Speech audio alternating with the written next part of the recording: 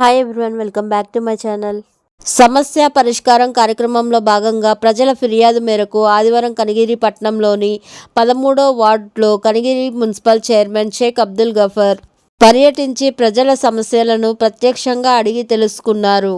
గత కొన్ని రోజుల నుండి నీటి సమస్యతో ఇబ్బందులు పడుతున్నామని, గృహ నీటి అవసరాల కోసం బోర్ల మీదనే ఆధారపడి ఉన్నామని, అవి కూడా చెడిపోయి నీరు లేక ఇబ్బందులు పడుతున్నామని, వారిని పట్టించుకునే వారే లేరని చైర్మన్ దృష్టికి తీసుకురాగా ఆయన వెంటనే స్పందించి అధికారులను పిలిపించి నీటి సమస్య లేకుండా పరిష్కరించాలని అధికారులను ఆదేశించారు.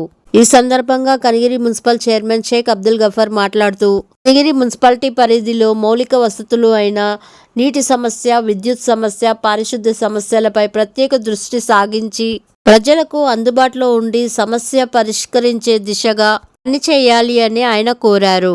ఈ కార్యక్రమంలో councillor Rizwana Kalak, municipal co-option సభ్యులు చింతం శ్రీనివాసులు, మున్సిపాలిటీ అధికారులు, ప్రజలు తదితరులు పాల్గొన్నారు. Thank you for watching.